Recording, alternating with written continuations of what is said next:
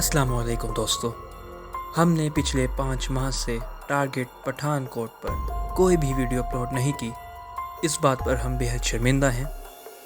ताहम हम इस बात पर आपको यकीन दिलाते हैं कि अब से हम रेगुलर टारगेट पठानकोट की एपिसोड्स अपलोड करने आ रहे हैं। आइए चलते हैं आज की एपिसोड पर। कृपाल सिंह को टैक्सी लाने के लिए भेजकर घबराया हुआ भाई रफीक ऊपर आ गया। आते ही अपनी बीवी को आवाज़ दी।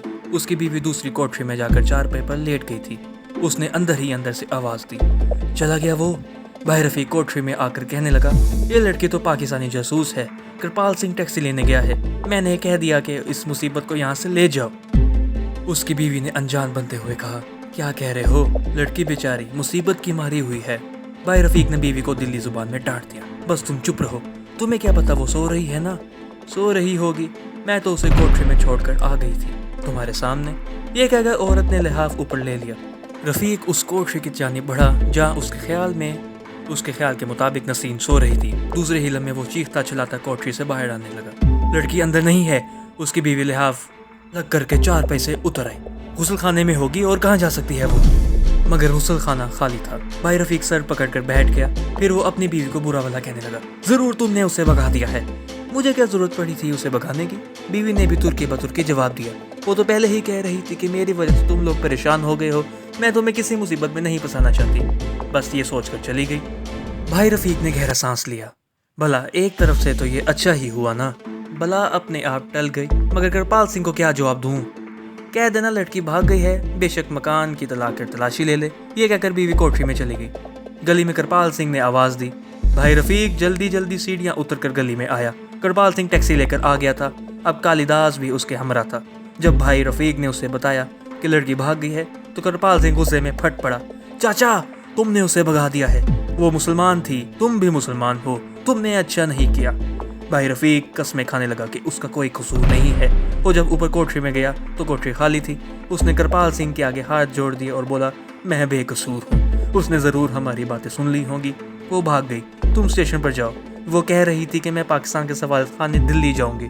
कृपाल सिंह ने सर को झटकते हुए 2-4 गालियां दी और कालिदास को धकेल कर कहा, चल लो एक कालिए स्टेशन चलिए।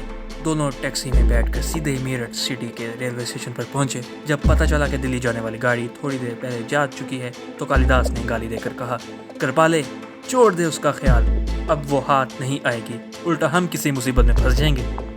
वो रात कृपाल सिंह और कालिदास ने अपने एक दोस्त के डेरे पर गुजारी और दूसरे दिन अमृतसर रवाना हो गए। अभी हम वापस नसरीन के मंगेतर और महबूब सुल्तान की तरफ नहीं जाएंगे। सामीन जानते हैं कि वो अमृतसर में कश्मीरी मुसलमान रसल भट्ट के घर में मुकीम है, जहां इमाम मस्जिद मौलवी सदरुद्दीन ने रखवाया है।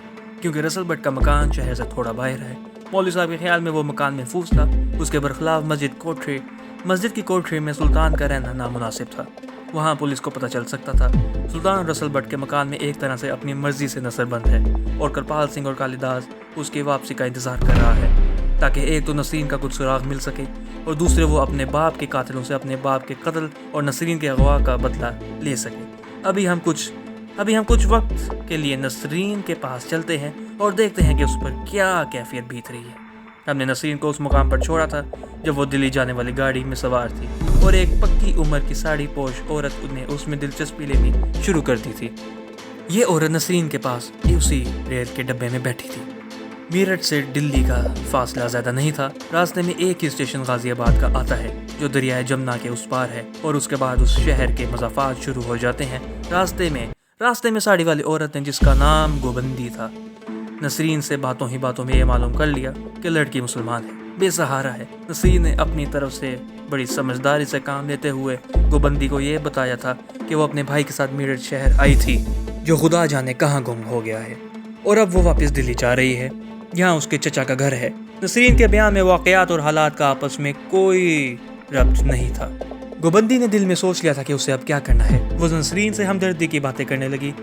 बार बार नसरीन के सर पर हाथ फेरती और कहती, तुम तो बिल्कुल मेरी बेटी शमशाद की तरह हो, वो तो खुदा को प्यारी होगी है। गोबंदी ने नसरीन के आगे अपने आप को मुसलमान जाहिर किया था और अपना नाम इनायत बीबी बताया था। नसरीन को अभी ज़माने के नशीब फराज का कोई तजर्बा ना था। वैसे भी इस लम्हे उसे किसी सहारे की ज़रूरत थी जहां वो रात बसर करने और सुबह अपने मुल्क के सफारत खाने का पता मालूम करके वहां पनाह हासिल करे। ट्रेन दिल्ली पहुंची तो गुमंदी ने बड़े प्यार से नसरीन का माथा चूम कर कहा, बेटी इतनी रात हो गई है, इस वक्त तुम अपने चचा का घर कहाँ ढूंढती फिरोगी? मेरे घर चलो ना, वो भी तो तुम्हारा ही घर है। सुबह मैं तुम्हें खुद तुम्हारे चचा के यहाँ छोड़ूंगी। नसरीन खुद भी तो यही चाहती थी, किसी मुसलमान औरत का एक महफूज घर वो जहाँ वो इज्जत व आबरू से रात बसर कर सके। वो फौरन तैयार हो गई। गुमंदी ने स्टेशन से बाहर निकलते ही टैक्सी पकड़ी और उसे तिमादपुर चलने को कहा। दिल्ली में सर्दी पड़ रही थी।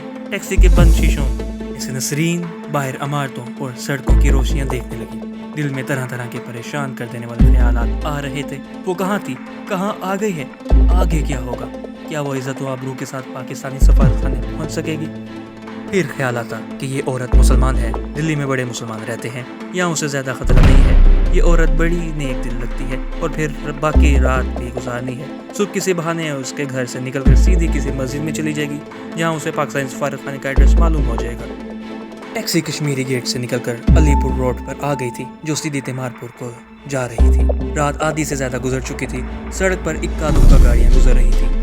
बिल्डिंग्स में भी रोशनियां हो रही थी। गोबंदी का कोठीनुमा घर तिमारपुर के कदीम इलाके वाले आबादी के आखिरी किनारे पर था।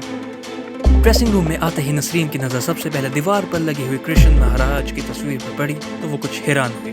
गोबंदी ने नसरीन को कृष्ण महाराज की तस्वीर की तरफ देखते हुए देख लिया था। फौरन बोली, बेटी ये हिंदुस्तान है, यहाँ हिंदुओं की हुकूमत है, क्या करें? हम अगरचे मुसलमान हैं मगर इस किस्म की तस्वीर लगानी पड़ती हैं। आओ मैं तुम्हें बेडरूम में ले चलूँ।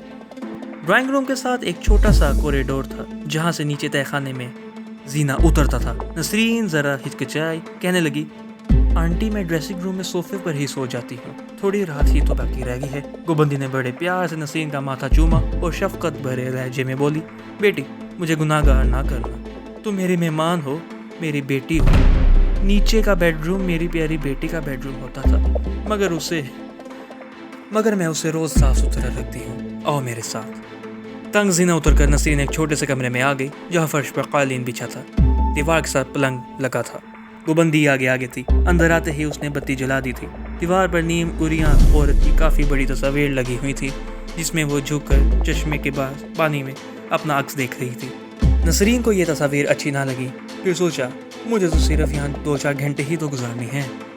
गोबंदी ने दीवार में बना हुआ दरवाज़ा खोल कर कहा, बेटी ये बाथरूम है, अब तुम आराम करो, सुबह तुम्हें जगा दूंगी। नसरीन बोली, आंटी मैं सुबह चचा के घर जाना चाहती हूँ। गोबंदी ने प्यार के साथ कहा, बेटी तुम क्यों फिक्र कर रही हो, ये तुम्हारा अपना ही घर है।